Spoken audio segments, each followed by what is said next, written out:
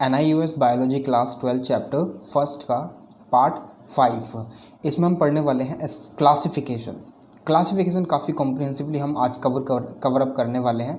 ठीक है, काफ़ी डिटेल में आपको पढ़ाने वाला हूँ। देखिए कुछ ही जो शुरुआत के जो चैप्टर्स होते हैं ना, अगर एक बार ये आपके दिमाग में चले गए, लाइक आपने काफ़ी डिटेल में पढ़ लिए, तो इन फ्यूचर जब भी आप अदर जो आने वाले चैप्टर्स हैं उन्हें पढ़ेंगे ना, उनको समझेंगे, तो आपको ज़्यादा परेशानी नहीं होने वाली है।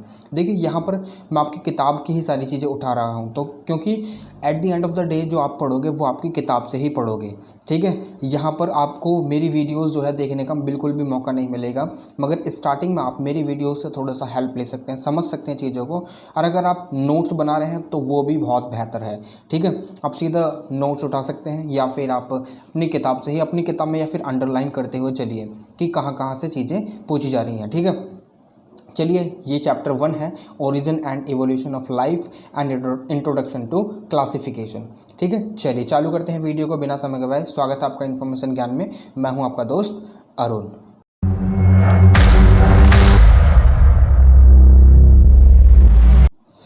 तो लास्ट वीडियो में हमने डिस्कस करा था स्पेसिएशन के बारे में। अब स्पेसिएशन क्या होता है? एवोल्यूशन, एक छोटा सा एवोल्यूशन जिस तरीके से चलता है उसमें जब न्यू स्पीसीज उभर कर आती हैं तो उसको बोल देते हैं स्पेसिएशन।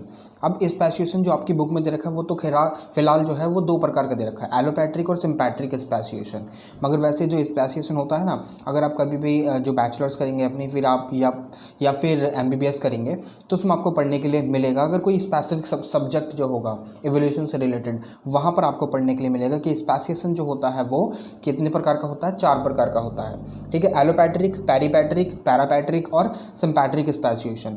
अब एलोपैट्रिक की स्पेसिएशन की बात करते हैं तो आपने देखा होगा, मैंने आपको समझाया था कि अगर कोई फिजिकल बैरियर आता है, लाइक मानकर चलिए एक जो पॉपुलेशन इस एरिया में रह रही थी, फिर यहाँ पर जो क्या हुआ कि भूकंप आया और उसके बाद कोई भी क्लैमिटी नेचुरल हो या फिर डिस्टेंस हो, काफ़ी प्रकार के मैंने आपको वहाँ पर ऑप्शन दिए थे, डिस्टेंस, आइसोलेशन वगैरह।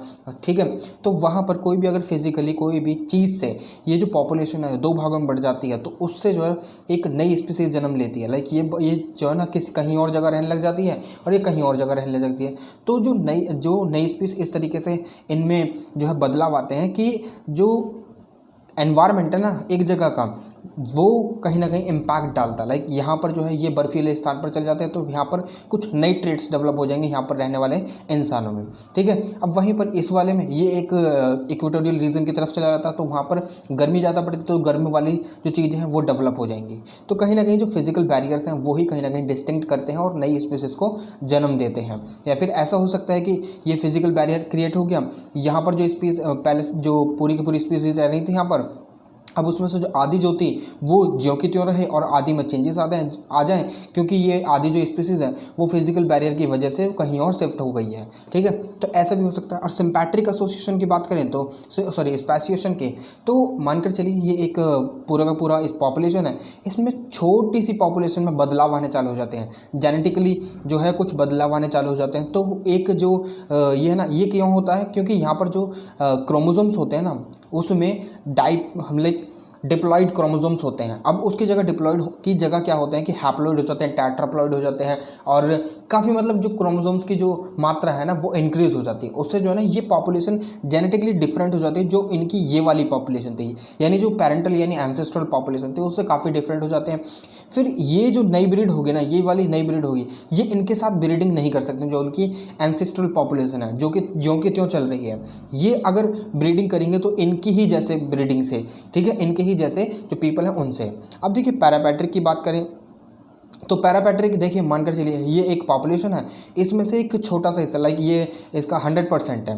ठीक है, अब इसमें से क्या है कि इसका जो है ना तकरीबन मानकर चलिए जो 35% हिस्सा है वो उसमें चेंजेस आ जाते हैं, और फिर वो आगे चलकर इवॉल्व होकर एक नई स्पीसीज को जन्म देता है। हर एक स्पेसिएशन में एक नई स्पीसीज का जन्म होता है। ठीक है, अब ये इसको बोलते हैं, जब ये नई स्पीसीज लाइक 35% जो पॉपुलेशन है वो नई हो जाएगी तो उसको बोलते हैं, एक बड़ा सा चंक जो है 100 में से उठकर एक नई स्पीसीज को जन्म दे उसको बोलते हैं पैरापैट्रिक स्पेसिएशन। वहीं पर बात करें पैरीपैट्रिक स्पेसिएशन की, ये मानकर चलिए एक बड़ी स्पीसीज है, इसका जो है ना तकरीबन 10% जो पॉपुलेशन है वो एक नई स्पीसीज में इवॉल्व हो जाता है। ठीक है, तो यहाँ पर एक छोटी सी स्पीसीज का जन्म हुआ है, छोटी सी पॉपुलेशन में एक चेंजेस आए हैं और वो एक नई स्पीसीज बन गई है। ठीक है, तो उसको बोलते हैं पैरीपैट्रिक स्पेसिएशन। चलिए ठीक है, तो ये हमने सारी चीज़ें समझ ली थी, मैंने आपको चारों बता दिए। वैसे तो जो स्पेसिएशन मतलब अगर आपकी बुक में जो दिए हुए हैं वो 2 ही दिए हुए हैं, तो आपको वो ही याद रखने हैं। चलिए मूव करते हैं अपने जो क्लास की तरफ। ठीक है, मगर अगर आपने अभी तक चैनल को सब्सक्राइब नहीं करा तो सब्सक्राइब कर दीजिए और वीडियो कर दीजिए लाइक। ठीक है, और अपने दोस्तों के साथ शेयर। और देखिए तकरीबन 1000 सब्सक्राइबर तो कराइए। ठीक है, जितनी जल्दी हो सके उतनी जल्दी करा दीजिए 1000 सब्सक्राइबर्स। ठीक है, बहुत मतलब आप ही कर सकते हैं सारी चीज़ें। ठीक है, मैं नहीं कर सकता हूँ। ठीक है, चलिए चलते हैं आगे, थोड़ा सा मुझे भी मोटिवेशन मिलता है ना। चलिए, तो यहाँ पर हम क्लासिफिकेशन की बात करते हैं। क्लासिफिकेशन का मतलब क्या होता है, लाइक मानकर चलिए आपने काफ़ी बार सुना होगा कि आपकी बुक है, आपके को काफ़ी सारी बुक मिलती हैं जब आप छोटी क्लास में होगा। आपने साइंस की बुक अलग रख दी और हिस्ट्री की बुक अलग रख दी, एक लाइक मानकर चलिए सोशल स्टडी की बुक अलग रख दी, साइंस की बुक अलग रख दी, जिसमें रफ और फेयर और घर की अलग और ट्यूशन की अलग और स्कूल के अलग कॉपी वगैरह सब साइंस की एक साथ रख दी। ठीक है, वहीं पर सोशल स्टडी की एक साथ रख दी। ठीक है, वहीं पर मैथ की एक साथ रख दी, वहीं पर इंग्लिश की एक साथ रख दी, वहीं पर संस्कृत और हिंदी की एक साथ रख दी। ठीक है, अब आपने अपनी बुक्स को जो ना क्लासिफाइड कर दिया, लाइक एक उनको उनकी सेपरेट जगह दिखा दी कि उनको कहाँ पर किस किस जगह पर रखा जाना चाहिए। तो इसी को बोलते हैं मतलब सिंपल वे में क्लासिफिकेशन। ठीक है, चलिए अब देखिए यहाँ पर मैंने यही लिख रखा है कि क्लासिफिकेशन का मतलब ये है कि आइडेंटिफाई करना अपनी चीज़ों को। ठीक है, लाइक जो ऑर्गेनिजम्स होते हैं उनको आइडेंटिफाई करना, लाइक जो सिमिलर काइंड्स ऑफ ऑर्गेनिजम्स हैं उनको एक साथ रख देना और जो डिफरेंट काइंड्स ऑफ ऑर्गेनिजम्स हैं उनको अलग रख देना। ठीक है, यही क्लासिफिकेशन कहलाता है। ठीक है, अब टैक्सोनॉमी का मतलब क्या होता है? टैक्सोनॉमी का मतलब है कि जिस साइंस का यूज़ होता है ना क्लासिफिकेशन करने के लिए, जैसे कि कोई कैटेगरी ध्यान में रखनी कैटेगरी डिफाइन करनी पड़ती है कि ये साइंस क्या है, तो ये साइंस वाली सारी बुकें जितनी भी हैं, लाइक चाहे वो एस्ट्रोनॉमी से रिलेटेड हो, चाहे फिर वो स्पेस से रिलेटेड हो, चाहे वो क्वांटम थ्योरी से रिलेटेड हो या किसी भी चीज़ से रिलेटेड हो, वो सारे के सारे साइंस के जो एक पर्टिकुलर शेल्फ है उसी में जाएंगे सारी की सारी। तो ऐसे ही उस साइंस को जिस तरीके से लाइक जिस साइंस की मदद से क्लासीफाई चीज़ें करी जाती हैं ना, लाइक चीज़ों को क्लासीफाई करा जाता है, उसको बोलते हैं टैक्सोनॉमी। ठीक है, मगर यहाँ पर भी सर्टेन रूल्स का ध्यान रखा जाता है, क्योंकि अगर हम बात करें साइंस में भी काफ़ी सारी कैटेगरीज आ जाती हैं। ठीक है, लाइक काफ़ी सारी कैटेगरीज, ये एस्ट्रोनॉमी अलग है, ये फिर एस्ट्रोफिजिक्स अलग है, रोबोटिक्स अलग है, कंप्यूटर साइंस अलग है। ठीक है, और काफ़ी सारी जो सेगमेंट आ जाते हैं यानी सेक्टर्स आ जाते हैं साइंस में भी, तो इसी तरीके से क्लासीफाई होते हैं। ठीक है, अब टैक्सोनॉमी क्लासिफाई करने का एक रूल है, साइंस है। ठीक है, the science of classification of organisms into categories maintaining certain rule. पहले क्या हुआ करता था, खाली जो ऑर्गेनिजम्स जो हुआ करते थे ना, ऑर्गेनिजम्स यानी जीव जंतु जितने भी हुआ करते थे, उनको क्या करा जाता था, उनकी जो बाहर की स्ट्रक्चर है ना, लाइक किस तरीके के वो दिखते हैं, कैसे नहीं दिखते हैं। अब मान कर चलिए भालू ले लीजिए, बियर ले लीजिए, बियर एक जगह दिख गया, फिर उसके बाद उन्हें चीता दिख गया, और फिर उसके बाद उन्हें टाइगर दिख गया, फिर उसके बाद उन्हें शेर दिख गया, और फिर उसके बाद उन्हें दिख गया एक पोलर बियर दिख गया। तो अब उन्होंने क्या करा कि बस उनकी देख रेख पर ही, यानी पोलर बियर भालू जैसा दिख रहा है और भालू जैसा दिख रहा है, टाइगर और चीता और शेर ये तीनों एक जैसे दिख रहे हैं, तो इन तीनों को एक जगह रख दी, और पोलर बियर और बियर जो वाइल्ड बियर होते हैं उनको एक जगह रख दिया। तो ऐसे ही पहले चीज़ें हुआ करती थी, बट ग्रेजुअली चीज़ें चेंज होती हैं, जैसे कि इवोल्यूशन होता है ना, ऐसे ही चीज़ें चेंज होती हैं। फिर वहाँ पर क्या हुआ कि जो इवोल्यूशन का कॉन्सेप्ट था, लाइक चीज़ें इवॉल्व भी हुई हैं। लाइक पहले जो थे मैमल्स को एप्स में कंसिडर करा जाता, सॉरी ह्यूमंस को एप्स में कंसिडर करा जाता था, और जो आज बोला जाता है, आज हमने देखा पढ़ चुके हैं हम ऑलरेडी कि जो आज के समय में जो मानव है यानी इंसान है, वो कहीं ना कहीं एक इवॉल्व प्रोडक्ट है, किसका, एप्स का। ठीक है, पहले एप्स हुआ करते थे, तो वो इवॉल्व प्रोडक्ट है। आज के समय में जो ह्यूमंस हैं यानी हम लोग, अपनी बात कर रहा हूँ मैं, अपनी नहीं, सारे जितने भी इंसान हैं, ठीक है, खाली अपनी नहीं, सब इंसान है। ठीक है, अब वो कहीं ना कहीं एक इवॉल्व प्रोडक्ट हैं, किसके, एप्स के। तो ठीक है, अब यहाँ पर मैं यही चीज़ बताना चाहता हूँ कि पहले ये जो इवोल्यूशन का कॉन्सेप्ट था ना, इसको कंसिडर नहीं करा जाता था क्लासीफाई करने में। किसको? ऑर्गेनिजम्स को क्लासीफाई करने में, यानी उनको उनकी जगह पर रखने में। ताकि अब हम क्लासीफाई क्यों करते हैं? आप मुझे सिंपल सी बात बताइए, हम क्लासिफिकेशन अगर करते क्यों हैं? सिंपली अगर हम क्लासिफिकेशन करते हैं ना, ताकि हम मानकर चलिए एक पर्टिकुलर लैब है, उसमें प्रोडक्ट रखे हुए हैं, लाइक जो बिस्कुट्स का जो एक शेल्फ है ना वो अलग से है, एक जो नमकीन होती है उनकी शेल्फ अलग से है, और जो अदर जो यूज़फुल प्रोडक्ट्स हैं उनकी शेल्फ अलग, यानी हर प्रोडक्ट की शेल्फ अलग अलग है। वो क्यों? ताकि हम चीज़ों को ईजिली जो है ढूंढ सकें, ईजिली समझ सकें, जा सकें, और ईजिली जाकर अगर हमें कोई भी प्रोडक्ट चाहिए वहाँ पर हम ईजिली देखेंगे ना तो वहाँ पर हमें वो प्रोडक्ट मिल जाएगा। इसीलिए हम चीज़ों को क्लासीफाई करते हैं, अदरवाइज़ कोई ज़रूरत नहीं हमें क्लासीफाई करने की, सारी चीज़ें हैप्पैज़ार्ड वे में भी पड़ी रह सकती हैं, ठीक है, इसलिए हम क्लासीफाई करते हैं। मगर पहले मॉर्फोलॉजी जो होती ना, मॉर्फोलॉजिकल फीचर जो हुआ करते थे, यानी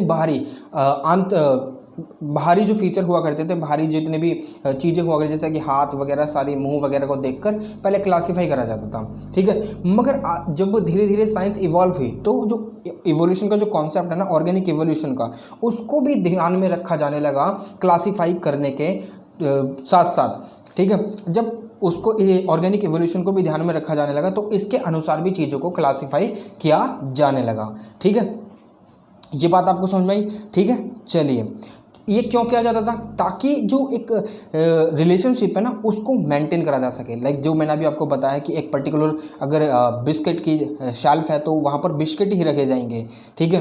तो वहाँ पर ये रिलेशन पता चलता है कि सारे के सारे जो है वो बिस्किट ही हैं, मगर उनमें वैरायटीज़ हैं, ठीक है। कोई क्रीमी बिस्किट है, कोई चॉकलेट वाला बिस्किट है, कोई किसी और तरह का है, किसी में जो फ्लोर है वो ज़्यादा है, किसी में स्टार ज़्यादा है, ये वो वगैरह वगैरह, वैरायटीज़ बहुत सारी हैं। समझ में आपको? चलिए आगे चलते हैं। तो इसी चीज़ को बोला गया था सिस्टमैटिक वे में सारी चीज़ें होने लगी थी, ठीक है। चलिए, मगर आज के समय में जो टैक्सोनॉमी और सिस्टमैटिक्स है ना, लाइक जो ऑर्गेनिक एवोल्यूशन का जो कॉन्सेप्ट है उसको भी साथ में ले क्लासीफाई करने के लिए, और जो मॉर्फोलॉजिकल जो कॉन्सेप्ट हुआ करता था उसको भी साथ में लिया, तो कहीं ना कहीं ये दोनों सिनोनिमस हुए, एक साथ चलने लगे, एक दूसरे से रिलेटेड रहने लगे, ठीक है। अब दोनों ही चीज़ों को एक साथ लिया जाने लगा ताकि चीज़ों को अच्छे तरीके से, एकदम सटीक तरीके से क्लासीफाई किया जा सके। फिर उसमें मॉर्फोलॉजिकल और बायोकेमिकल जैसे जो चीज़ें थी ना उनको भी एक तरीके से देखा जाने लगा, लाइक उनका मॉर्फोलॉजिकल स्ट्रक्चर कैसा है और उनके अंदर क्या क्या केमिकल चेंजेस हैं या फिर कौन कौन सी चीज़ें पाई जाती हैं, वो सारी चीज़ें देखी जाने लगी। अगर किसी में भी सिमिलैरिटीज़ पाई जा रही हैं, लाइक एक पर्टिकुलर केमिकल है, मानकर चलिए ए, तो अगर ये केमिकल 2 से ज़्यादा स्पीसीज में पाया जा रहा है तो इसको एक अलग स्पीसीज, एक कैटेगरी बन गई और उसी में डाल दिया, ठीक है। फिर तीसरी अगर ढूंढते समय, एक्सपेरिमेंट करते समय या फिर इनोवेशन करते समय कोई भी ऐसी स्पीसीज मिली तो उसको भी इसी कैटेगरी में डाल दिया, तो ऐसे ही चीज़ें चलने लगी, ठीक है। अब केमिकल देखिए, बायोकेमिकल की बात करूं, बायोकेमिकल में हम ऑर्गेनिजम्स में 2 ही चीज़ पाई जाती हैं, डीएनए और आरएनए। अब आपको डीएनए और आरएनए की फुल फॉर्म तो पता ही होगी। डीएनए को बोलते हैं डीऑक्सीराइबो न्यूक्लिक एसिड और आरएनए को बोलते हैं राइबो न्यूक्लिक एसिड, ठीक है। चलिए, टू इस्टेब्लिश एवोल्यूशनरी रिलेशनशिप इसी चीज़ को करने के लिए क्लासिफिकेशन होने लगी, ठीक है।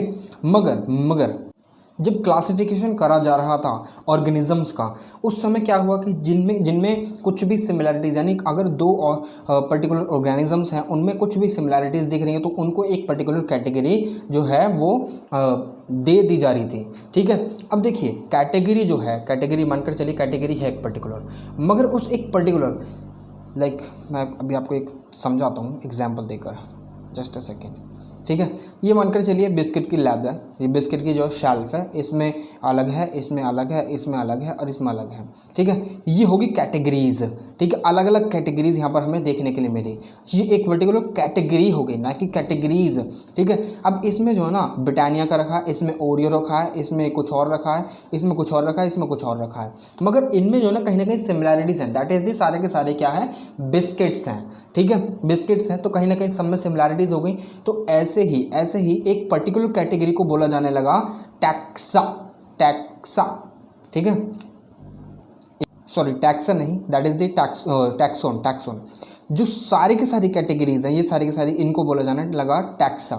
टैक्सा, ठीक है, टैक्सा, सारी की सारी कैटेगरीज को। और एक पर्टिकुलर कैटेगरीज का जब नाम लिया गया कि हमें ब्रिटानिया के बिस्किट चाहिए, तो यहाँ पर इसको बोले जाने लगा टैक्सॉन, ठीक है, कैटेगरीज को समझ में। और जो सबसे लोअर मोस्ट जो एरिया रहा उसको बोला जाने लगा स्पीसीज, जो निकल गए। लाइक पहले तो जब हम छोटे छोटे थे, लाइक जब मैं भी छोटा था, तो उस समय पर जहाँ तक मुझे पता है तो एक तो बेक्ड कुकीज़ चलते थे, और उसके बाद जो दुकानों पर बिकने वाला सबसे मोस्ट पॉपुलर बिस्किट जो था वो था पार्ले जी। आज भी बहुतों की पसंद है ये, ठीक है, मगर शरिंक इन्फ्लेशन हो चुका है, ठीक है, शरिंक इन्फ्लेशन से जो पार्ले जी का साइज़ है वो रिड्यूस हो चुका है बहुत ज़्यादा, ठीक है। अब धीरे धीरे यहाँ ये नीचे रहा, ये जो है ये सबसे ऊपर रहा पार्ले जी। इसके बाद काफ़ी सारी जो कैटेगरीज़ हैं, काफ़ी सारी कैटेगरीज़ उभर कर आने लगी, काफ़ी वैरायटीज़ आने लगी बिस्किट्स में, काफ़ी वैरायटीज़ आने लगी, ठीक है।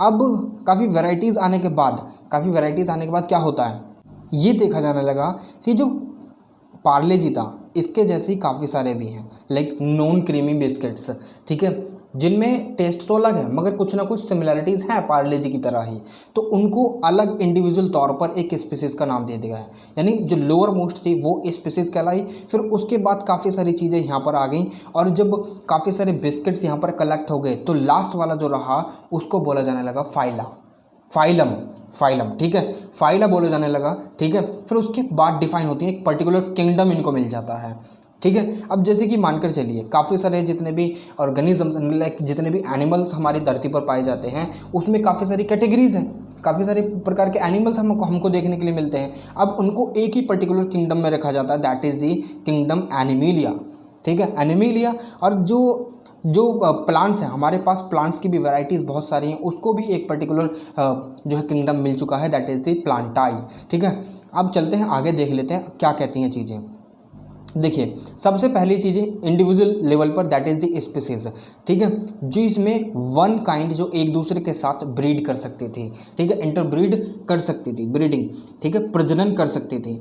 अब सॉरी इंटरब्रीड कर सकती थी, ठीक है, प्रजनन, ब्रीडिंग, ठीक है, प्रजनन बोलते हैं ना शायद, हाँ शायद प्रजनन नहीं बोलते हैं, मुझे देखिए ज़्यादा नहीं पता है हिंदी के बारे में, ठीक है, बट हाँ कभी कभी जो है जुबान पर आ जाते हैं वर्ड हिंदी के भी, ठीक है। इंटरब्रीड यानी वो प्रजनन कर सकते थे एक दूसरे के साथ, ठीक है, वो इंडिविजुअल तौर पर स्पीसीज कहलाए। फिर उसके बाद उनका जो ग्रुप हुआ स्पीसीज का, उनको ग्रुप ऑफ स्पीसीज बोला गया, ठीक है। इसमें कुछ ऐसे फीचर्स थे जो ये एक दूसरे से शेयर करा करते थे, यानी एक जैसे रिजेंबलिंग फीचर हुआ करते थे। जब ग्रुप ऑफ जीनस बना तो उसको बोला गया फैमिली बोला गया। अब कैसे, चलिए मैं समझा देता हूँ। जीन की बात करते हैं। जीन अगर हम मानकर चलें, देखिए आपने नाम सुना होगा पोटैटो, ठीक है, या फिर पटैटो या पोटैटो, जो भी आप कहना चाहें कह सकते हैं, ठीक है। ये एक आपने सुना होगा नाम ब्रिंजल, बैंगन, ठीक है, आलू और बैंगन। अब दोनों को एक ही जीन यानी एक ही जनर में रखा जाता है। वो क्यों? क्योंकि दोनों ही जो है पटैटो भी और ब्रिंजल भी क्या है, फ्लावरिंग प्लांट्स हैं। इनके साथ एक और चीज़ आती है, दैट इज़ दी धतूरा, ठीक है, वो भी फ्लावरिंग प्लांट है। तो इनको एक ही जेनर में रखा जाता है। अब वो जेनर जब मिलता है तो वो एक फैमिली बनाता है, ठीक है। अब मैं दूसरा एग्जांपल देता हूँ जीनस का ही। जीनस में आपने नाम सुना होगा कैट का, ठीक है, कैट नाम सुना होगा, टाइगर नाम सुना होगा, और लोयन, ठीक है, लोयन का नाम सुना होगा, शेर, जंगल का राजा, ठीक है। वो तीनों सुने होंगे, तीनों आपके दिमाग में इमेज भी चली गई है, ठीक है। जब इमेज बन गई है तो आपने सिमिलरिटीज़ देखी हैं, लाइक तीनों एक ही प्रजाति से बिलोंग करते हैं, ठीक है। जब तीनों एक ही प्रजाति से बिलोंग करते हैं, तीनों में कहीं ना कहीं जो तीनों का जेनर है यानी जीनस है वो एक ही जैसा ही है।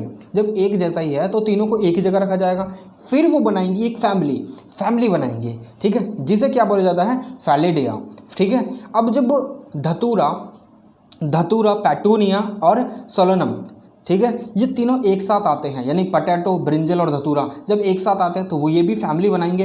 फैमिली बनाने के बाद इनको क्या दिया जाएगा, सोलोनेज एक फैमिली है जो नाम दिया जाता है, ठीक है। ये आपकी बुक में नहीं लिखा है तो आप अपनी बुक तक सीमित रहिए, मैं खाली एक जानकारी दे रहा हूँ। सोलोनेज जो है एक फैमिली है जिसमें जो पटैटो, ब्रिंजल और धतूरा को रखा जाता है, क्योंकि ये फ्लावरिंग प्लांट्स हैं। जो फ्लावरिंग प्लांट्स हैं उनको एक जगह रखा जाएगा, जो फ्लावरिंग प्लांट्स नहीं है उनको एक जगह रखा जाएगा। अब कैट यानी डोमेस्टिक फैलिस डोमेस्टिका और पैंथेरा टिग्रिस, और जो लॉयन है उसको बोलते हैं पैंथेरा लियो। ठीक है, अब ये तीनों के तीनों एक ही फैमिली में रखे जाते हैं, दैट इज दी फैलिडी।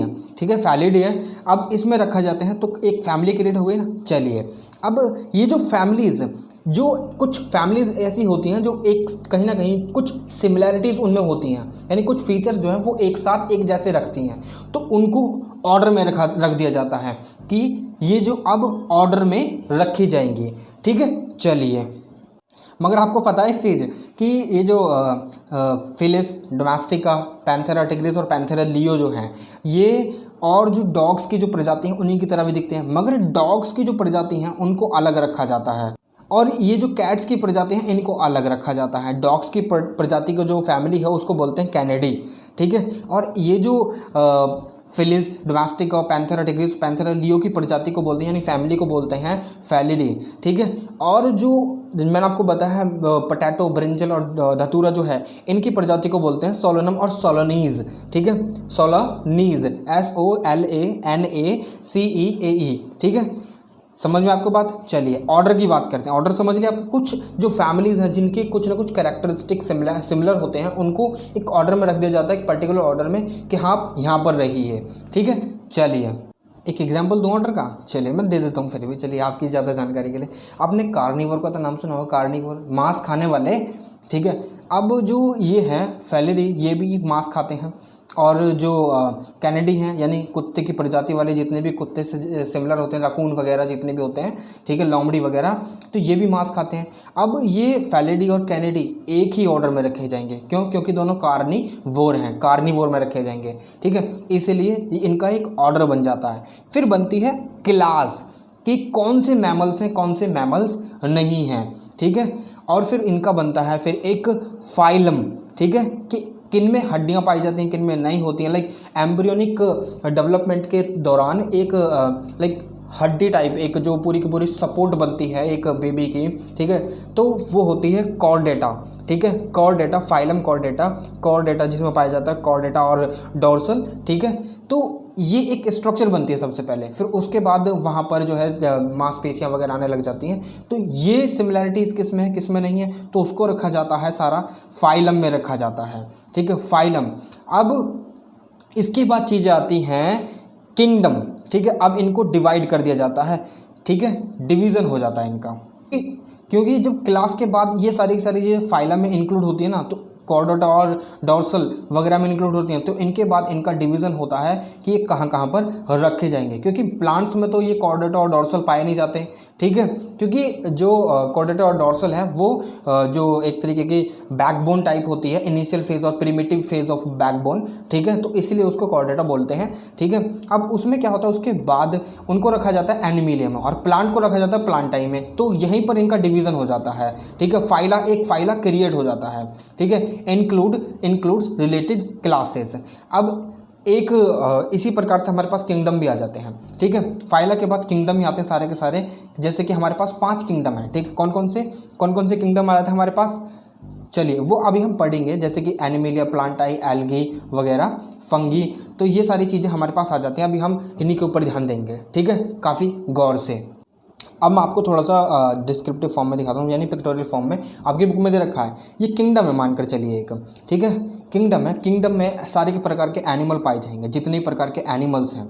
ठीक है, अब यहाँ पर हम फाइलम में बात कर लेते हैं कॉर्डेटा। हमने प्लांटाई नहीं लिया है। ठीक है, कॉर्डेटा में जो एक बैकबोन टाइप प्रिमिटिव बैकबोन होती है, जब एम्ब्रियोनिक डेवलपमेंट होता है तभी बनती है वो, स्पेशली अगर हम फिशेस की बात करें तो। ठीक है, तो यहाँ पर देखिए ये कॉर्डेटा पाया जाता है फिश में भी। ठीक है, होमोसेपियंस में भी, एप्स में भी, फ्रॉग में भी, और ये रैट में भी। ठीक है, फिर मैमेलिया की क्लास होती है। कौन से मैमल्स हैं जो स्तनधारी हैं। ठीक है, जो बच्चों को दूध पिला सकते हैं। इसमें रैबिट्स, रैट्स, और ये डॉग्स, और ये एप्स, और ये ह्यूमंस। ठीक है, चलिए आगे चलते हैं। अब यहाँ पर ऑर्डर की बात आ जाती है कि कौन से प्रीमेट्स हैं यानी मैमल्स विद लार्ज ब्रेन, जिनका ब्रेन लार्ज है। जैसे कि यहाँ पर एप्स आ जाते हैं, फिर ये मॉडर्न मैन बना था, ठीक, इसके बाद ये मॉडर्न मैन आया यहाँ पर, ठीक है, यानी डेवलपमेंट हुआ, इवोल्यूशन हुआ है, ठीक है, यहाँ से ये पहले ये प्रिमिटिव मैन हुआ करता था, फिर धीरे धीरे इसके अंदर सेंस आया, फिर इसके बाद ये मॉडर्न मैन बन चुका, ठीक है। फिर इसके बाद आती है फैमिली, होमोनाइट, ठीक है। अब ये मॉडर्न मैन के साथ ये चीज़ों को समझने लगे हैं। फिर ठीक है, जीनस आता है, फिर जीनस के बाद आता है होमो, जो फॉसिल मैन हुआ करते हैं, जिसके आज हम फॉसिल रीड करते हैं कि उन्होंने कैसे कैसे चीज़ों को चित्र बनाए, जैसे कि एलोरा केव्स हैं, अजंता केव्स हैं, वहाँ पर हमें काफ़ी सारी जो चीज़ें हैं, पिक्टोरियोग्राफिक चीज़ें जो हैं वहाँ पर हमें देखने के लिए मिलती हैं। हिस्ट्री की बात कर रहा हूँ, ठीक है, हिस्ट्री भी यहाँ पर इंक्लूड हो जाती है। देखिए, जब आपके पास डाइवर्सिफाइड नॉलेज होते हैं ना, तो कहीं ना कहीं आप जो है ना टाँका भिड़ा ही देते हैं, ठीक है। चलिए आगे चलते हैं। तो यहाँ से चीज़ें डेवलप हुई। अब ये मैन जो है आज के समय में मॉडर्न बन चुका है, एक स्पीसीज क्रिएट हो चुकी है, that is the homo sapiens, ठीक है। एच का मतलब है होमो और सेपियंस इसका नाम है, एक पर्टिकुलर नेम, स्पेसिफिक नेम। अभी हम बायो नोमेनक्लेचर भी पढ़ेंगे, ठीक है। ऐसे ही सारी चीज़ें चलती हैं। प्लांट की अलग है, एनिमल्स की अलग है, किंगडम की, यहाँ पर हमने किंगडम लिया एनिमेलिया, ठीक है। अगर हम किंगडम प्लांटाई ले लेंगे ना, तो प्लांटाई में अलग चीज़ें चलती हैं, जिसमें लास्ट में शुरुआत में आती है एल्गी। चलिए तो अब देख लेते हैं नेमिंग किस प्रकार की होती है, बायो नोमेनक्लेचर, ठीक है। अब एक चीज़ यहाँ पर मैं आपके साथ शेयर करना चाहूँगा। आपने काफ़ी बार काफ़ी जनों को एक पर्टिकुलर, लाइक आपके भी नाम होंगे काफ़ी सारे, मैं कह नहीं रहा हूँ, ठीक है, कि नहीं होते, सबके होते हैं, ठीक है, सबके होते हैं। एक उपनाम, एक घर का नाम, कोई स्कूल का नाम, कोई कहाँ का नाम, तो सबके अलग अलग नाम होते हैं। लाइक एक ही बंदे को काफ़ी सारे नामों से हम जानते हैं, ठीक है। लाइक मैं अगर मानकर चलूँ तो जो मुझे शामू नाम से सब बुलाते हैं, बट मेरे घर का नाम है अरुण, ठीक है, अरुण शामू, ठीक है। अब यहाँ पर मेरे दो नाम हो गए ना, बाहर मेरे को सब शामू नाम से बुलाते हैं और घर पर सब मुझे अरुण नाम से बुलाते हैं। तो ऐसे ही सबके अलग अलग नाम हैं। बट आपने कभी सोचा है कि एक पर्टिकुलर अगर कोई ऑर्गेनिज्म है, उसको किस नाम से बुलाया जाएगा? अगर कोई है तो सब अलग अलग नाम से बनाएंगे तो हम तो समझ नहीं पाएंगे ना, इतने सारे नाम कौन याद रखेगा। अब इसीलिए साइंटिस्ट ने क्या करा कि सबको एक पर्टिकुलर नाम देने की कोशिश करी, कि सबका एक अलग अलग नाम होगा। इसीलिए आपने देखा, मैंने आपको अभी यहाँ पर बताया है कि लास्ट में जो स्पीसीज बनते हैं यहाँ पर, जो मॉडर्न मैन को बोला जाता है होमो सेपियंस, ठीक है। अब होमो सेपियंस इसका साइंटिफिक नेम है, ना कि रियल नेम। हमारा तो अलग नाम है, हम होमो सेपियंस है, हमारा साइंटिफिक नेम होमो सेपियंस है, बट हमारे जो खुद के नाम है, जो आइडेंटिटी क्रिएट करते हैं हमारे यहाँ पर, जो बायोलॉजिकल वर्ल्ड में आइडेंटिटी क्रिएट होती है होमो सेपियंस के नाम से, मगर जो हमारी वास्तविक दुनिया जहाँ पर हम रहते हैं, जिस नाम से हमको जाना जाता है, वो हमारा अलग नाम है, ठीक है। चलिए, तो ऐसे ही साइंटिस्ट ने सबको अलग अलग नाम देने की कोशिश करी और सबको अलग अलग नाम दिए गए, ठीक है। जैसे कि आज के समय में हम तो हमारे इंडिया में बिल्ली बुलाते हैं, कैट को बिल्ली, वहीं पर जो बंगाली है उसमें बिराल बुलाया जाता है, और पुनई तमिलनाडु में बुलाया जाता है, और मंजार मराठी में बुलाते हैं। बिल्ली के काफ़ी सारे नाम हो गए, मगर कैट का भी तो एक साइंटिफिक नेम होगा, ताकि जो पर्टिकुलर जो साइंटिस्ट हैं या बायोलॉजिस्ट हैं, तो उसको, वो कैट को ईजिली एक पर्टिकुलर नाम से पुकार सकें, चाहे वैरायटीज़ कितनी भी हों, मगर कैट तो कैट ही रहेगी ना। इसीलिए एक पर्टिकुलर नेम दिया गया हर एक चीज़ को साइंटिस्ट के द्वारा। जब एक साइंटिफिक तरीके का यूज़ होने लगा ना नाम देने में, तो उसी को बोला जाने लगा बायो नोमेनक्लेचर, ठीक है। इसमें दो चीज़ें ऐड हो जाती हैं, ठीक है, मगर इसको सबसे पहले किसके द्वारा कहा गया था? जो स्वीडिश एक बायोलॉजिस्ट हुआ करते थे, जिनका नाम था कार्लोस लिनस, ठीक है। अब दिखा देता हूँ इनकी पिक्चर। ये थे स्वीडिश के साइंटिस्ट जिनके द्वारा ये सारी चीज़ें लेकर आई गई थी पिक्चर में, ठीक है, सरफेस पर लेकर आई थी, ताकि सबका एक पर्टिकुलर साइंटिफिक नेम होना चाहिए, और सारे के सारे जो वर्ल्ड में जितने भी साइंटिस्ट हैं सब उसको उसी नाम से जाने, ना कि अलग अलग नाम से। अब बिल्ली, बिराल और मंजीरा अलग अलग नाम से कौन याद रखेगा? कोई नहीं याद रखता। इसीलिए उनको एक पर्टिकुलर नाम दे दिया जाता है, ठीक है, सो दैट कि वही नाम हर जगह प्रिवेल हो और उसी नाम से उसका रिकॉग्निशन होना चाहिए। अब बायो नोमेनक्लेचर में दो नाम ऐड होते हैं, दो नाम का सिस्टम बना है ये, ठीक है। सबसे पहले जो चीज़ होती है वो उसका जीनस होता है, दैट इज़ दी होमो, ठीक है। होमो में जो HOMO होमो, ये होमो सेपियंस का सबसे पहला ये जो होमो है, ये होमो जीनर है, सॉरी जीनस है, ठीक है। एक पर्टिकुलर कैटेगरी जिसमें वो सारे सारे रखे जाते हैं ग्रुप में, ठीक है। तो उसके बाद आते हैं स्पीसीज, सेपियंस। सेपियंस बोला जाता है स्पीसीज को, ठीक है। जो सेपियंस जो अगली बार आएगा, लाइक सबसे पहला जो लेटर होता है ना, होमो सेपियंस अगर हम लिखेंगे तो एच जो है वो हमेशा कैपिटल लेटर में बनेगा। फिर उसके बाद आएगा हमारा स्मॉल लेटर, ठीक है। होमो सेपियंस, अगर हम सेपियंस लिखेंगे, सेपियंस होमो के साथ नहीं लिखना है, अलग से लिखना है सेपियंस, ठीक है। तो उसको हम स्मॉल लेटर में ही लिखेंगे और ऐसे ही सारी चीज़ें लिखी जाती हैं और ऐसे ही इनका जो नाम है वो डला, जेनरिक नेम, जिसको वर्ल्ड में वर्ल्ड में जिसको एक ही पर्टिकुलर नेम से जाना जाता है, ठीक है, that is the homo sapiens.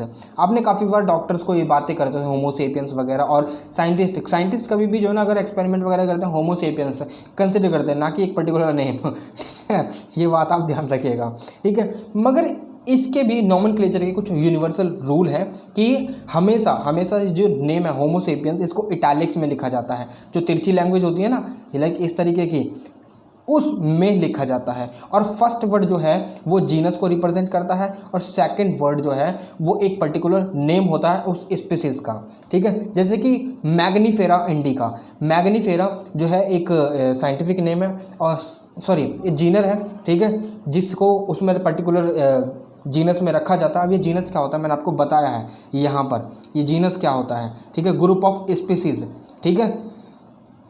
चलिए अब यहाँ पर जब उसको उस जीनस में रख दिया जाएगा, उसके बाद जो इंडिका है, इंडिका मैंगो का नाम है, मैंगो का साइंटिफिक नेम है मैग्नीफेरा इंडिका, ठीक है। चलिए ये देखिए साइंटिफिक एपिथेट। चलिए आगे बढ़ते हैं।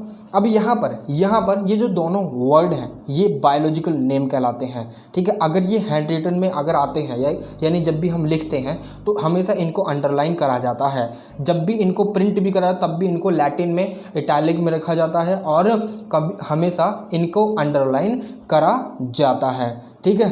अब फर्स्ट वर्ड जो है उसका कैपिटल लेटर होगा, फिर उसके बाद जो सेकंड होगा बाकी सारे स्मॉल लेटर होंगे।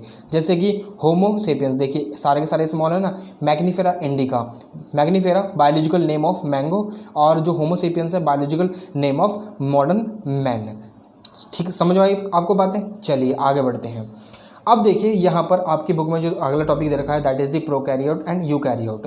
अब इनका मतलब क्या है, प्रोकैरियोट और यूकैरियोट का मतलब क्या है। प्रोकैरियोट वो सेल्स होते हैं, वो होते हैं जिनमें कभी भी एक वेल डिफाइंड न्यूक्लियस नहीं होता। प्रोकैरियोट्स ऑर्गेनिजम्स भी होते हैं, काफ़ी जो माइक्रोस्कोपिक ऑर्गेनिजम्स होते हैं वो बैक्टीरिया जो होते हैं, बैक्टीरिया आपने देखा होगा, काफ़ी जो माइक्रोस्कोपिक ऑर्गेनिजम्स जो होते हैं उसमें कंसिडर करे जाते हैं, ठीक है। आप कभी भी उन्हें नेकेड आई से नहीं देख सकते हैं, अगर उनको देखना है तो आपको माइक्रोस्कोप की ज़रूरत पड़ेगी। सारे बैक्टीरियाज, ठीक है, blue green algae including blue green algae that is the cyanobacteria, ये भी इसी में इंक्लूड होता है, ठीक है। इनमें वेल डिफाइंड न्यूक्लियस नहीं होता, मतलब कि जैसे कि एक ये देखिए इसमें एक सेल है, ये एक सेल है, ठीक है, ये एक सेल है, इसमें एक पर्टिकुलर वेल डिफाइंड न्यूक्लियस है, मगर यहाँ पर आपको वेल डिफाइंड न्यूक्लियस दिख रहा है नहीं, इसमें रैंडमली डीएनए पड़ा रहता है, यानी आरएनए पड़ा रहता है बैक्टीरिया में, ठीक है। तो ये बैक्टीरिया का सेल है, ठीक है, ये बैक्टीरिया मान लीजिए, और ये एक पर्टिकुलर यूकैरियोटिक सेल है, ठीक है, और ये प्रोकैरियोटिक सेल है जो बैक्टीरिया पाया जाता है, या बैक्टीरिया मान लीजिए इसे, ठीक है। चलिए अब यहाँ पर प्रोकैरियोटिक जो सेल होते हैं, प्रोकैरियोट्स जो होते हैं, उनमें कोई भी वेल डिफाइंड न्यूक्लियस नहीं होता। न्यूक्लियस यानी एक केंद्र, ठीक है, जिसमें डीएनए यानी जो एक जेनेटिक मटेरियल पाया जाता है, ठीक है। अब इसमें प्रोकैरियोटिक का मतलब होता है, प्रो मतलब प्रिमिटिव और कैरियन मतलब न्यूक्लियस, ठीक है, प्रिमिटिव न्यूक्लियस जिसको बोलते हैं। अब यूकैरियोट का मतलब होता है जिसमें एक वेल डिफाइंड न्यूक्लियस होता है, यू मतलब ट्रू और कैरियन मतलब न्यूक्लियस। यही चीज़ आपको याद रखनी पड़ेगी, अगर कभी भी आपको डिफरेंस क्रिएट करना है तो आपको ये सबसे पहले चीज़ याद रखनी कि प्रोकैरियोट्स में जो है एक वेल डिफाइंड न्यूक्लियस नहीं होता, वेयरएज जब हम यूकैरियोट्स की बात करते हैं तो इनमें एक न्यूक्लियस पाया जाता है, ठीक है। हम हमेशा जो है हम होमो सेपियंस जो है ये यूकैरियोट्स हैं, ठीक है। इनमें हमारे सेल्स के अंदर एक वेल डिफाइंड न्यूक्लियस होता है, सेल के अंदर माइटोकॉन्ड्रिया वगैरह होते हैं, लाइपोसोम और अगर वगैरह वगैरह साइटोप्लाज्म वगैरह होते हैं, तो वो सारी चीज़ें पाई जाती हैं। मगर यहाँ पर अगर हम प्रोकैरियोट्स की बात करते हैं तो इसमें रैंडमली कुछ चीज़ नहीं होती, खाली एक सेल होता है, उसके अंदर साइटोप्लाज्म होता है, साइटोप्लाज्म में ही सारी चीज़ें, न्यूक्लियस नहीं होता, मगर वहाँ पर डीएनए जो है वो जेनेटिक मटेरियल जो है वो पाया जाता है, डीएनए नहीं जेनेटिक मटेरियल पाया जाता है, ठीक है। चलिए आगे बात करते हैं। अब इनके थोड़े से डिफरेंसेस की बात कर लेते हैं। तो जो साइज़ होता है प्रोकैरियोट्स का वो तकरीबन 0.1 to 10 म्यू, ठीक है, नैनोमीटर, ठीक है, नैनोमीटर लिखा है ये, ठीक है, माइक्रो, ठीक है।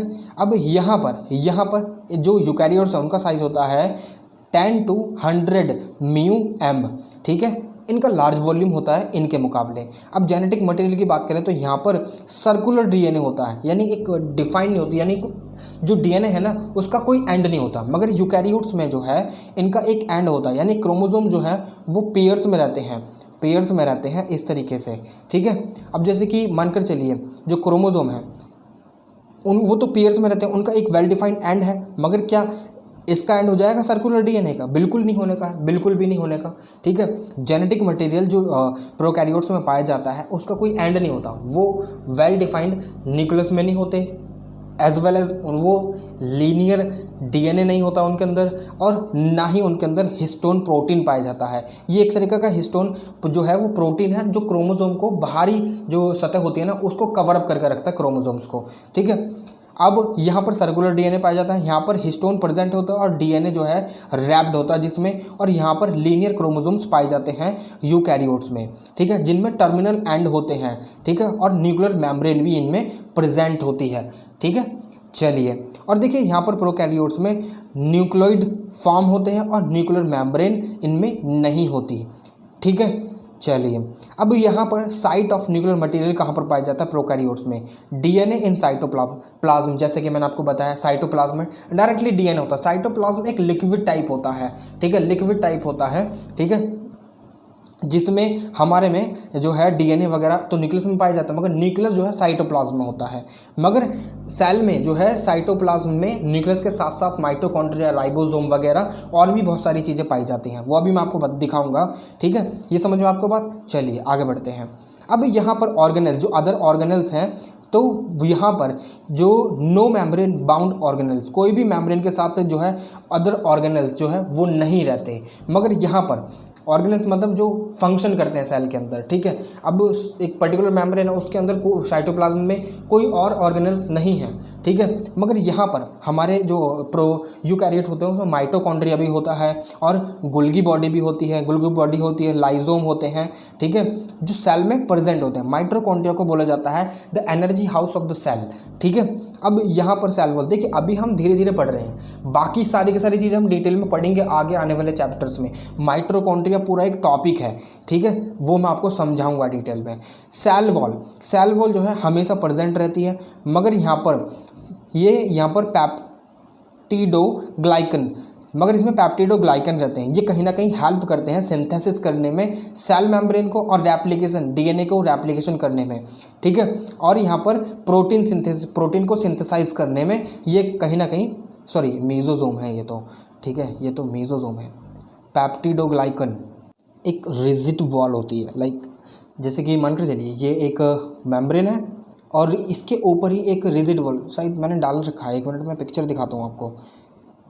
हाँ ये रहा, देखिए यहाँ पर ये जो है, ये मानकर चलिए पूरा का पूरा जो है अंदर साइटोप्लाज्म भरा हुआ, ये सेल वॉल है। अब ये देख रहे हैं ये वाली स्ट्रक्चर, इसको बोलते हैं लिपिड बाइलेयर, ठीक है, जो कहीं ना कहीं जिसके अंदर साइटोप्लाज्म वगैरह पाया जाता है। मगर इसके ऊपर वाली जो वॉल है ना उसको बोलते हैं सेल वॉल, जिसको बोलते हैं पैप्टिडोग्लाइकन, ठीक है। Peptidoglycan is a rigid envelope surrounding the cytoplasmic membrane of the bacterial species, ठीक है। ये बात आपको समझ में आई? देखिए एक एक चीज़ मैंने लिख भी रखी है सो दैट कि कभी भी आप अगर इसे पढ़ें, वीडियो को देखें या पीपीटी आप देखें या फिर पीडीएफ आपके पास अवेलेबल है और उसके बाद आप इसे पढ़ें तो आपको सारी चीज़ें समझ में आए, ठीक है। अब यहाँ पर यूकैरियोट्स में ये सारी चीज़ें नहीं होती। यहाँ पर सेलुलोज जो है वो बने हुए होते हैं और फंगी, ठीक है। यानी कहने का मतलब ये है कि एनिमल्स में सारी चीज़ें नहीं होती हैं मगर प्लांट्स में पाई जाती हैं, जो कि सेलुलोज के फॉर्म में होती हैं प्लांट्स में और फंगी में, ठीक है। चलिए, अब ये रेस्पिरेशन जो होता है प्रोकैरियोट्स का वो कैसे लेते हैं रेस्पिरेशन? मीजोजोम जो कहीं ना कहीं रेस्पिरेशन के दौरान जो प्रोटीन होती है उसको सिंथेसिस करने में मदद करता है, और जो सेल मेम्ब्रेन होती है उसको सिंथेसिस करने में मदद करता है, और डीएनए के रेप्लिकेशन में मदद करता है। ठीक है, ये बात आपको समझ आई। मगर यहाँ पर ये जो प्रोकैरियोट्स होते हैं ये तो एनर्जी यहाँ से ले लेते हैं जितनी ये सिंथेसिस होती है, यानी ब्रोकन और जुड़ना, टूटना और जुड़ना है, इससे इसमें एनर्जी कहीं ना कहीं लगती है। तो वो एनर्जी जब रिलीज होती है ना टूटने में और जुड़ने में, वो एनर्जी कहीं ना कहीं काम आती है जो प्रोकैरियोट्स होते हैं उनके जीवित रहने में। ठीक है, रेस्पिरेशन यहीं से होता है। मगर रेस्पिरेशन की जब बात यूकैरियोट्स में आती है ना, तो यहाँ पर माइटोकॉन्ड्रिया पिक्चर में आ जाता है, क्योंकि ये ऑलरेडी जो energy house of the cell कहलाता है। ठीक है, अब ये रिप्रोडक्शन जो होता है, रिप्रोडक्शन मोस्टली जो प्रोकैरियोट्स होते हैं उनमें असेक्सुअल होता है। असेक्सुअल होता है जैसे कि bacteria and cyanobacteria, blue green algae. ठीक है, मगर वहीं पर जो प्रोडक्शन होगा वो असेक्सुअल भी हो सकता है और सेक्सुअल भी हो सकता है। किसमें? यूकैरियोट्स में। जो प्रोटिस्ट है उसमें असेक्सुअल, फंगी, प्लांट्स वगैरह, एनिमल्स में सेक्सुअल होता है, क्योंकि दो सेक्स सिमिलर नहीं होते हैं, एक जने में दो सेक्स नहीं पाए, उसको बोलते हैं बाइसेक्सुअल या असेक्सुअल। ठीक है, जो असेक्सुअल होते हैं वो खुद में खुद ही मतलब सारी की सारी चीज़ें उन्हीं के अंदर हो जाती हैं और वो खुद ही रिप्रोड्यूस करने लग जाते हैं। वेयर एज जो सेक्सुअल होते हैं उनमें दो पार्टनर्स की ज़रूरत पड़ती है। ठीक है, ये बात आपको हमेशा ध्यान में रखनी है। जब हम रिप्रोडक्शन चैप्टर पढ़ेंगे ना तब हम देखेंगे। देखिए ये कंपैरिजन है, थोड़ा सा देख सकते हैं आप। जो साइटोप्लाज्म है वो दोनों में पाया जाता है, राइजोम है वो दोनों में पाई जाता है, प्लाज्मा मेम्ब्रेन है वो भी दोनों में पाई जाती है। ठीक है, फ्लैजेलम है वो खाली इसमें पाया जाता है प्रोकैरियोट सेल में। ठीक है, ये फ्लैजेलम है ना, इसको कहीं ना कहीं तैरने में, इसको आगे बढ़ने में या फिर कहीं भी मूवमेंट में कहीं ना कहीं मदद करता है। ठीक है, अब ये न्यूक्लियोइड है वो इसी में पाया जाता है। ठीक है, अब ये पाइलस है ये भी इसी में पाया जाता है, सेल वॉल इसमें भी पाई जाती है, मगर सेल वॉल हमारे में भी होती है। लाइक जो यूकैरियोट्स होते हैं हमारे में, मतलब यूकैरियोट्स की बात कर रहा हूँ, इनमें भी होती है सेल वॉल। ठीक है, चलिए ये देखिए गोल्गी का मतलब क्या होता है? गोल्गी का मतलब ये होता है कि एक तरीके के ये जो है ना गोल्गी एक बॉडी जो प्रिपेयर करते हैं प्रोटीन को, जो कि जो लिपिड यानी फैट बोलते हैं, फैट मॉलिक्यूल्स को। ठीक है, जिसका यूज़ होता है सेल के अंदर या तो आउटसाइड या फिर इनसाइड। ठीक है, कहाँ पर ये गोल्गी? ठीक है, चलिए यहाँ पर एंडोप्लाज्मिक रेटिकुलम ये यहाँ पर है। ठीक है, और माइटोकॉन्ड्रिया जिसकी मैं बात कर रहा था वो यहाँ पर है, ये रहा। ठीक है, लाइजोम ये यहाँ पर है। ठीक है, ये लाइजोम क्या होता है? Lysosome are membrane enclosed organelles contain an array of enzyme carry करते हैं जो कि ब्रेक डाउन करने में कैपेबल होते हैं सारी टाइप की प्रोटीन। ठीक है, ऑल टाइप्स ऑफ प्रोटीन और न्यूक्लिक एसिड, कार्बोहाइड्रेट और लिपिड्स यानी फैट्स को ब्रेक डाउन करने में कहीं ना कहीं मदद करते हैं ये लाइजोम। ठीक है, चलिए आगे बढ़ते हैं। देखिए ये अभी सिंपली मैंने आपको बताया है, ये सारी स्ट्रक्चर जब हम डिटेल में पढ़ेंगे ना तब बहुत मज़ा आएगा पढ़ने में। ठीक है, मगर अभी फ़िलहाल के लिए तो आप ये स्ट्रक्चर खाली देख लीजिए। ठीक है, जो मैंने आपको बताया वो ध्यान रखिए, ज़्यादा आपको इन ये स्ट्रक्चर्स पर ध्यान देने की कोई ज़रूरत नहीं है, ना ही आपके एग्जाम में पूछी जाने वाली है। मगर आगे जब चैप्टर आएगा ना उसमें ये स्ट्रक्चर्स दी हुई हैं जिनको मैं डिटेल में जाकर समझाऊंगा कि क्या क्या चीज़ कौन कौन सी है, फिर आपको ये स्ट्रक्चर बनानी भी सीखनी होगी। ठीक है, चलिए ये तो मैंने आपको बता ही दिया था। ठीक है, अब बात करते हैं जो सारे की सारी चीज़ें हैं। फाइला जो है उसको किंगडम्स में बांट दिया गया है। ठीक है, डिवाइड कर दिया गया। किंगडम कितने हैं हमारे पास? किंगडम 5 है, मोनेरा, प्रोटिस्टा और प्रोटिस्टा जिसे हम बोलते हैं प्रोटिस्टा ही बोल दीजिए खाली। ठीक है, फंगी, ठीक है, प्लांटी, एनिमिलिया। ठीक है, कितने हो गए? 1 2 3 4 5 हमारे ये किंगडम हो चुके हैं, जिनको मतलब एक किंगडम में जैसे कि एनिमल में सारे के सारे जितने भी वो हैं क्या बोलते हैं उनको एनिमल्स, वो प्लेस कर दिए गए हैं। ठीक है, अभी हम बात करेंगे आगे। अब ये जो किंगडम्स हैं पहले जो हुआ करते थे 2 ही किंगडम हुआ करते थे, प्लांटी और एनिमिलिया। मगर 1969 में जो R.H. व्हाइटटेकर है, ये साइंटिस्ट का नाम है, ये आपको याद रखना है, उन्होंने प्रेजेंट करे अदर जो किंगडम्स हैं ताकि सबको अपना एक किंगडम मिल सके। अब उसके लिए उन्होंने कुछ कंडीशंस और कुछ क्राइटेरिया बनाए, जैसे कि प्रेजेंस और absence of well defined nucleus, जिनके अंदर न्यूक्लियस है, जिनके अंदर न्यूक्लियस नहीं है, उनको एक किंगडम में, पर्टिकुलर किंगडम में डाल दिया जाए।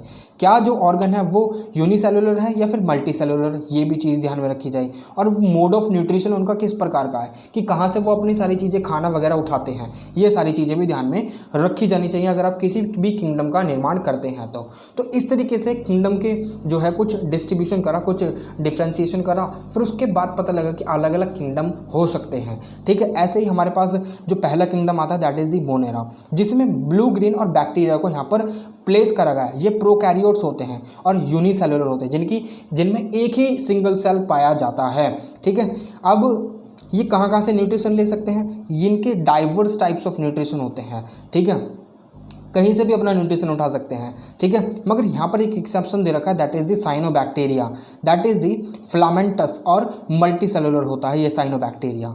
ठीक है, मल्टी सेलुलर होता है, मगर यहाँ पर जितने भी मोनेरम जो प्लेस करे गए हैं, जितने बैक्टीरिया और ब्लू ग्रीन एल्गी जो प्लेस करे गए हैं, वो सबके एक सेलुलर होते हैं, मतलब उनके अंदर एक ही सेल पाया जाता है। मगर यहाँ पर एक्सेप्शन है साइनोबैक्टीरिया का। ठीक है, क्योंकि ये ब्रांच भी हो सकता है, यानी अपने में से ही टूट सकता है। फिर उसके बाद इसमें जो मल्टी सेलुलर भी है, ये एक से ज़्यादा सेल्स इसमें पाए जाते हैं। अगला आता है हमारा प्रोटिस्टा। प्रोटिस्टा में कुछ एल्गी को प्रेजेंट करा गया, कुछ प्रोटोजोआ को इसमें प्रेजेंट करा गया है। ठीक है, अब ये होते हैं यूकैरियोटिक।